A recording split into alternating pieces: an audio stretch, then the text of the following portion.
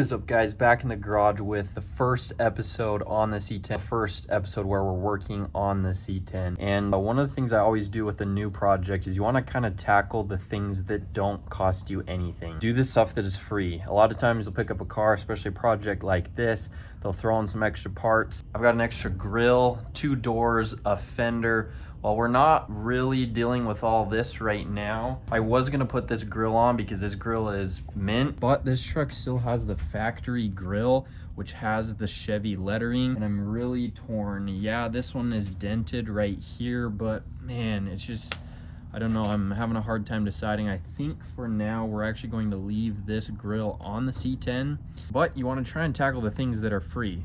So on the S13, it came with an engine harness, the interior side skirts. While that was all off, it didn't cost me anything to get those. That's the stuff that came with the car. So I started with that stuff. That was one of the very first things I did, was toss the new engine harness on.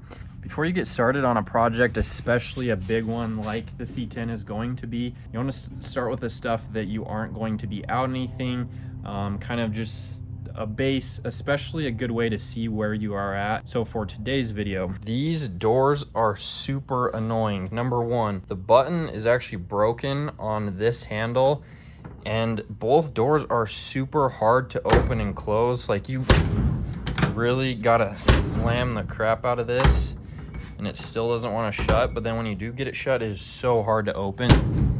Pretty difficult. I'm going to go through adjusting this because I think it's hitting there. Take a look at the lock and obviously fix the door handle. But like I was saying, this truck came with an extra set of doors. We got these sweet baby blues with some flames on the side. I'm not gonna toss the entire door on the truck, but they came with extra handles. So that doesn't cost me anything, came with the car.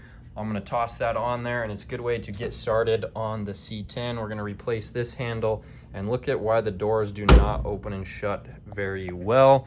So that's what we're doing today. Let's get it. First things first, I need to get a couple cars out of the way so we have better access to this door. So I gotta move the S13 and Civic, so we're gonna do that, and then we'll get started on the C10. Let's go.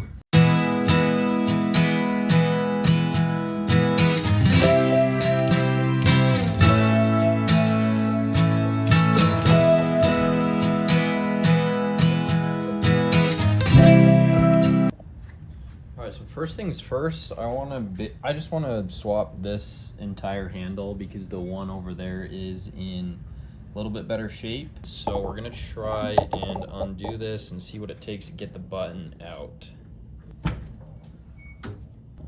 All right, so this is like the most simple door panel you'll ever see. It looks like we've got 4 screws off the bottom and then it slides out. The handle does operate. Like, if I'm looking in here, I can see it. It does move a thing. I don't know if it's doing enough or what. Maybe I should just take a look at the other handle on here. Okay, so taking a look at this door, there's just 2 bolts on the inside of those holes right there.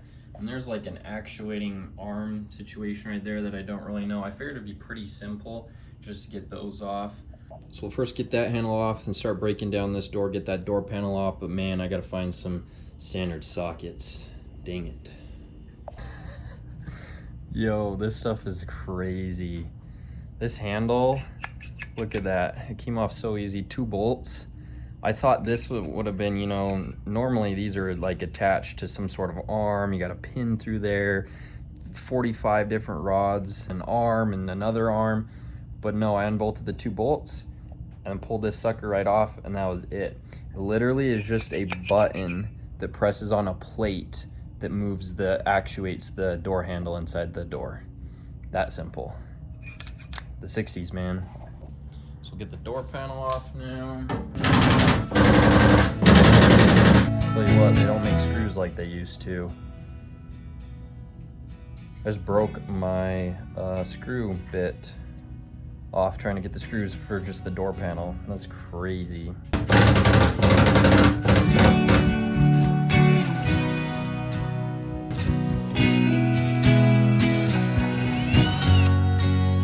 Okay, so got through pretty unscathed getting those off. They were a lot more difficult than I thought, and rust is going to be probably our biggest enemy on this build.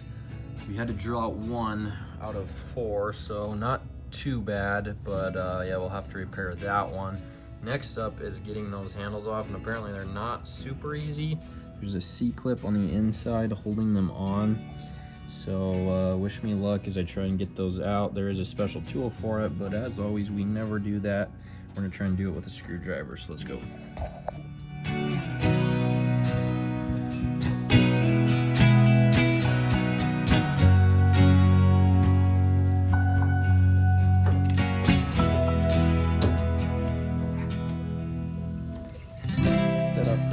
Actually, there's that. This one's a little bit bent. Unfortunately, I don't have another one, but I'm gonna sit on the ground and see if I can bend it back a little better. Okay, so the crank for the window definitely fought me for 6 or 7 hours, but those are both off now. Door panel should come off. We did lose the kind of trim bushing little piece that goes around there, so we might have to add that to the order list, but door panel should come off now.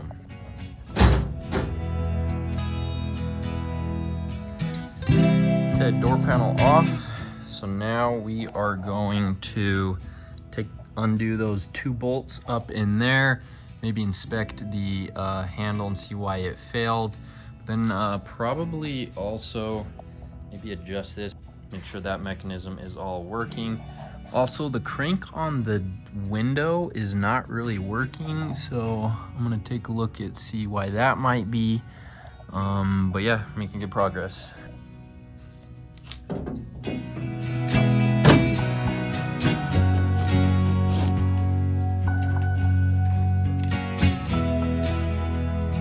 button didn't even come out. The handle. So yeah, as expected, after taking a look at the design of this handle, they have those little metal ties that hold this plate on. Those were non-existent, I'm assuming, down at the bottom of the door, and so that just caused this one to fail. It also does not push very well. Unfortunately, it looks like the push rod on there is a lot better condition than this one, so it might have a few more miles on it. But this one operates a lot better.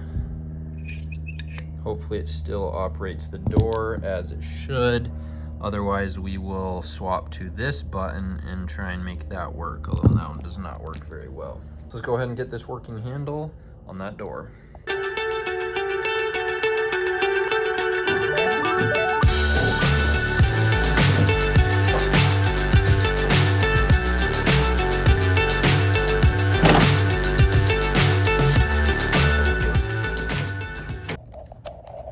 Okay, so I have tested this. Door operates a lot better. We still do not have a solid shutting situation.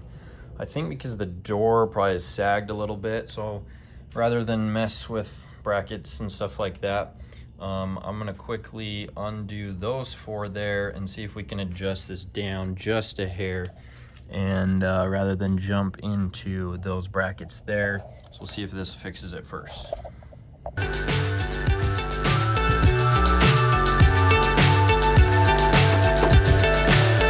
So high, I'm hypnotized. What's left is right.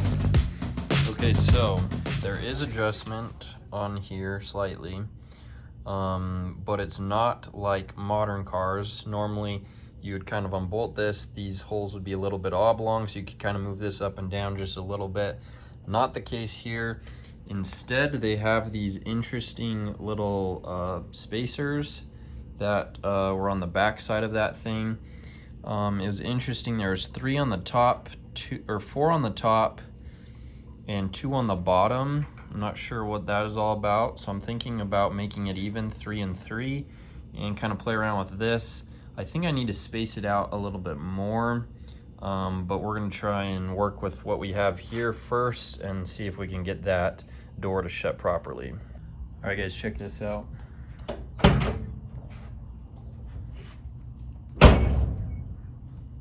We did it. So there is some adjustment on this thing. You can adjust it like a modern car where you move this up and down. I guess I just didn't have it loose enough. There is a bracket, it's actually on the back side of this. It just kind of pinches that. And there is a little bit of movement up and down, but I think the biggest thing is I even these spacers out, 3 and 3, 3 on the top, 3 on the bottom. I first moved it down a little better than it was, and then I moved it up slightly.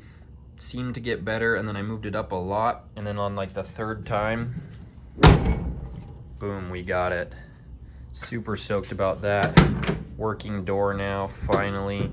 Last thing we're gonna do is I'm gonna try and figure out why the window does not go up and down. It feels super rusted and corroded, so that's probably a big problem. I do have the window crank on that door, which does work. I just tried it, goes up and down, so I may just swap that over real quick, or hopefully quickly, but I'll see what I can figure out to see if we can get that window to go up and down, and then we'll close out this video. I can't see the end, but we'll see it through.